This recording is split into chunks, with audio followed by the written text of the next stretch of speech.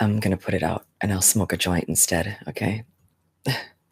No, really, these officials are corrupt. And it's just, as far as the Chris Burrous death, it definitely wasn't an accident. And I believe that it was hemorrhaging caused from fisting in the anus, and that's how some sick set it up to look like whatever they want it to look like. But the only information you were getting was from that detective, Kabinkian, and he cannot be relied on. He has no credibility because his history of lying and his history of false arrest. And then you look at what's going on in Glendale now. That police spokesman, the Armenian and Mexican mafia, he was dealing with them, and he was giving them hints and giving them heads up when they were going to get raided, and he finally got busted. Now that plays a big part with this case, because that guy was actually in I think he was still running office and everything when Chris Burrous was broadcasting the news, and he also was connected with that mafia, that pastor who was Armenian in Glendale, and he was covering that case. So I mean, these things are not random that way. But when it comes to numbers, I mean, yeah, numbers is everything, but timing is really everything. And you can't believe anything but science. And the toxology report is the only thing in that whole case you can believe. That's the only thing you can believe. You can't even believe any of the statements because it's all coming from one person, and that's Kabinkian. That doesn't make any sense. That's hearsay. That would not be in court. That would not hold up. None of that would hold up in court. And I'm shocked that his wife, well, I'm not shocked, but I mean, it's surprising that his wife hasn't, been a little more upfront about it, or more interested in what really happened. It's like she was quick to just be like, okay, let's hurry up and deal with some money. Let me get some money or whatever. And I think her sister has a lot to do with it, because her sister has a lot of connections. Her sister's a lawyer she has all the connections. And it's just odd how everyone was so quick to jump on this, so quick to be like, okay, this is what happened. This is the truth. And let's just move on. Let's cremate the body. Let's just get it over with. And it's just, I know that that's not all of them are in a conspiracy together. I know that. There's no way that KTLA is in a conspiracy with the detectives, the police department, and the family. That's not how it works. I mean, that would be unbelievably huge. And that's not possible, I don't think. But someone is a big key player in that whole ring, and that way. So let's just start out with Romero. Okay, Romero. She was working for KTLA for 20 years. Okay, she just opened up a restaurant, Jim Bob's Tacos or something like that. And her husband were trying to get that off the ground, right? Never really spoke about it too much on air. Chris never acknowledged it. Never. He never even acknowledged their restaurant, okay? I'm sure that really pissed her off a little bit. And then I posted a video where she is the suspect number 2, because she was obviously jealous, so sickly jealous. It wasn't even funny. And, she was irritated by him. A lot of the times you could tell she was like irritated by him, like, stopping his fidgeting and trying to put him on blast, bust his balls. And that was obvious. I mean, it was obvious. And she was always trying to be the shine, be set. And okay, so she's, because of the fact that her restaurant was not really doing well, and Chris never acknowledged her restaurant, I think that's one of the factors with her. And I think that when that guy asked him for autograph, and she was like, you could see it in her eyes, she was just like, oh my God, just so jealous. It was sickening. And I think her husband, has probably some pull too, some strings he could pull. So I mean, there's so many people that could have, but who was that into it to actually make the move to pull the strings, you know? So there's that's Romero. She is definitely a suspect. And then we got May's sister. Okay, the lawyer. I already spoke about her, how she's got so many connections and she could easily have it done. But would they do it? I don't know. Okay, then you got Kubinkian, who's the detective on the case. Now, Kubinkian, the whole report is him. Everything's coming from him. It's a one-sided thing. The history on him is he's got some history on him. He's got some negative marks. He has, he was dating a woman who was married, and he was arresting her husband. The husband was a lawyer, just so happened to be, and he started, fighting back on it and claiming false arrest. He filed a lawsuit against the city of Glendale, and he ended up losing the case because Kubinkian claimed that he started dating the woman after he had arrested her husband. He arrested the guy? No. I believe that he started dating her before he arrested her husband. And the records show that. But, it's hard to sue a city, and it's hard to sue a police station or police. That's a bold move, and like the Cochran firm, there's some good lawyers, I'm telling you. And they have won some cases that are just, they really believe in the people. And it would be nice to know exactly what happened. And if you looked at did you see the autopsy yourself? If you go through that autopsy yourself, I don't know why, but they put on there, that there was clothing, that he had clothing, which that conflicts with what was said from the companion who told the detective who told us or whatever. And then you got that there was no witnesses, it says, but who's the companion? He's a witness. And then you got, you just have so many inconsistencies with that. And sorry, my video was kind of sped up. And then, that was actually kind of a joke in a way, really. So I apologize for that. But if you read the autopsy report, you can figure it out yourself. As long as you don't have it stuck in your brain that law enforcement is always telling the truth, because they don't. They lie a lot. And I don't have time for, people being cruel and because that is something that they need to deal with, because there's no way I can make them become nicer people unless if I have something to say about it, Hey, Bruce. So, hey, Bruce, and Dimitri. Yeah. Okay. So what we're talking about, just to bring you up to date, we're talking about the death of Chris Burrous, the KTLA weekend news anchor, who was like very popular, and he suddenly died, and they said that it was an overdose from methamphetamine, and they said it was from putting it in his anus. The call from the 911 dispatch didn't come in until the next day. Now that's some weird shit I can't explain, but that makes me believe that just maybe pretend. I don't know, but he's not on KTLA right now anymore. He's said to be dead, and they said that there was a companion with him at the Days Inn Hotel, and the timeline just doesn't add up. Nothing adds up. And what I was doing is I was going through the list of suspects that I believe had motive to kill him. And so Kubinkian was he's the detective. And the report is only from his point of view.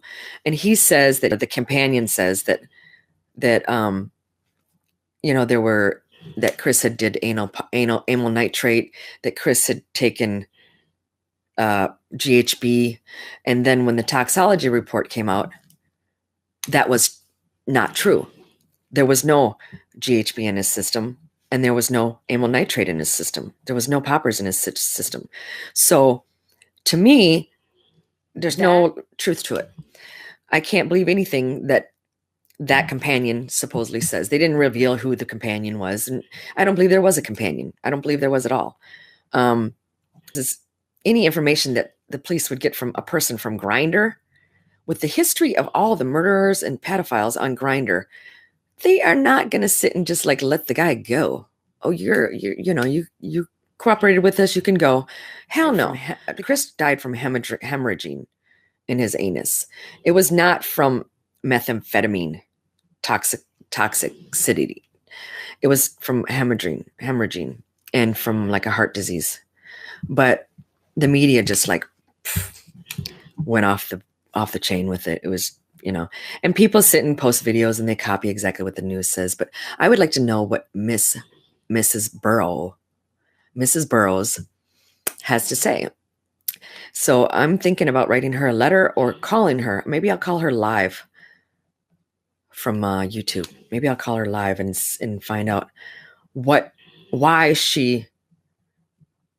the cremation of the body so soon, and why no emotion, and why. So anyway, now Kubinkian has a history of false arrest, of lying, of corruption. Then you got KTLA. KTLA, they are definitely mafia style. Definitely. I just think that, in all fairness, his daughter is going to one day be like, and what happened really. And I think her mother should be questioned, because if her mother just quit, I mean, think about it, years to come, she's like, Mom, why didn't you believe that? Or why didn't you fight for that? Or why didn't you, care more to investigate it? And her mother simply did not at all. And I believe that if anyone was going to be able to really do it and pull it off, it was definitely her sister. To actually pull the strings to do it, to have Kubinkian, write up a false whatever report, and or maybe the police just had it in for him anyway, because when that pastor was arrested, when he was released, they told the public that it was on a $280,000 bail. But if you look at the record, which I posted before in a video, he was released on a $100,000 bond. So the news station, which was Channel 2, had interviewed a police officer from Glendale who told us it was $280,000. Now that was a lie.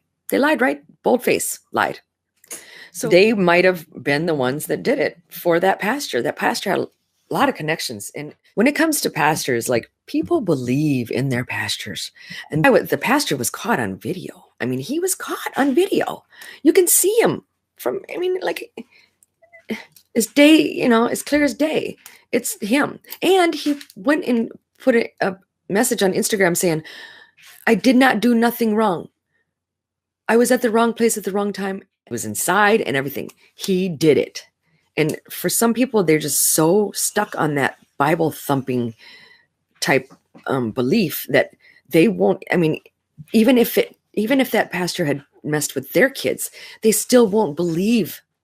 That's how sucked in they are to this belief of this pastors do no wrong, and and then I'm not even going to go into how there's no excuse. If if you're suppressed for sex, go out and meet a woman and have sex or jack off. I mean, what the fuck? That, come on. That's what we please yourself. Don't go out and take someone's kid and rape them and molest them, so KTLA, if you want to hear about what Sam Rubin said about new execs and firing people. Now, when I say KTLA had possibly a part in it, is because Chris Burrous started that weekend news show, and he was getting bigger than the station itself.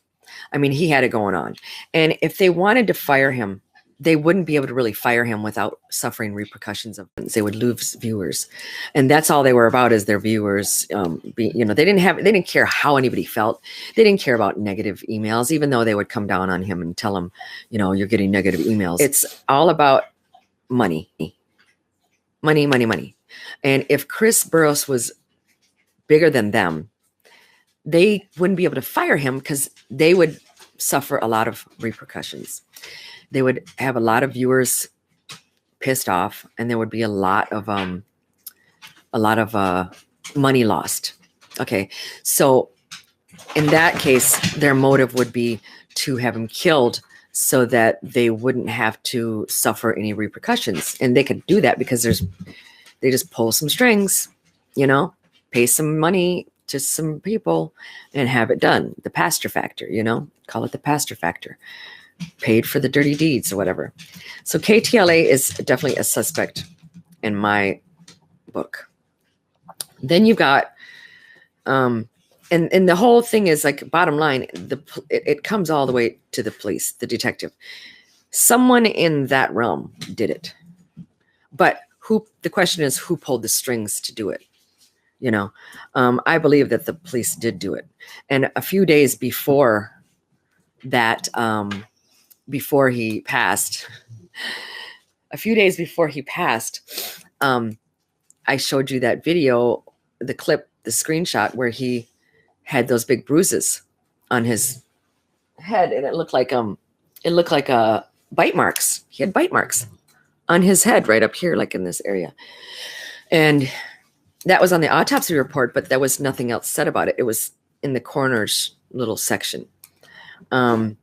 So KTLA, you got Sam, who just so happened to be in Israel during the holidays, but you got Sam also talking in present tense about his friend Chris when he says how I feel about Chris and such.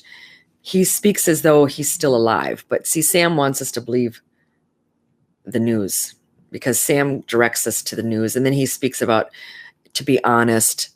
When someone says to be honest, and then they start to talk, you got to question what they're about to say. But Sam Rubin has a few things to say about KTLA and the history of the station and how dastardly they are and the execs.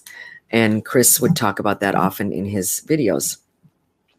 And Sam just so happened to be in Israel. And every time they talk about anything to be a tribute to Chris's, they always want to stroke their ego, like, oh, I was halfway around the world when I called in, and it's like, oh, I was doing this, and Chris said this about me, and and it's like, just get to the point, people, and so Sam had been suspended before for actually exposing the behaviors of the KTLA and the other, news stations.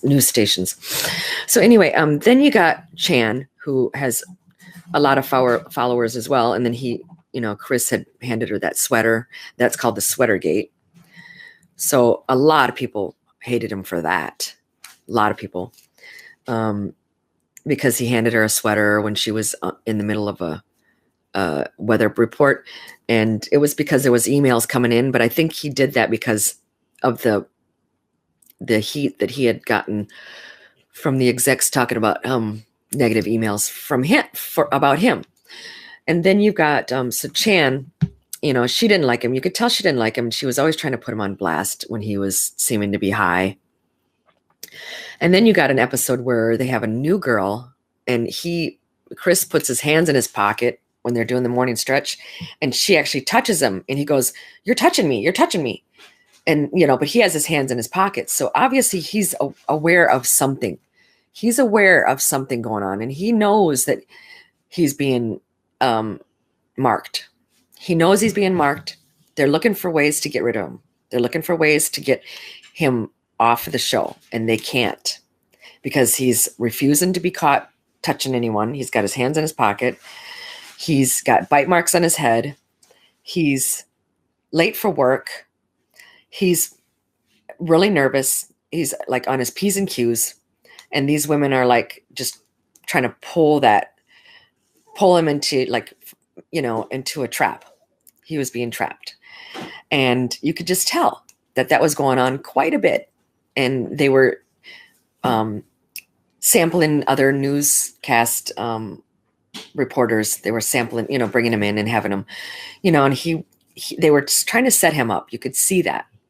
So it could easily be KTLA pulling the strings, but KTLA and maybe Maya's sister. I mean, I don't know how many of them were involved like directly, but I know that they all are very, very comfortable with what happened and they're okay with it. He's off the show. Maybe he's not even dead. Maybe they said, hey, you better get the hell out of Dodge before we kill you because we can't stand you. And, you're pissing off too many people or whatever, or you're stealing the show. I don't know. And, yeah. So next time I come back, maybe I'll do some ASMR or something, but I don't really do it, like live. It's kind of like a piece of art to me. Like right now I'm just talking and chatting, but this isn't really art, but yet it could be.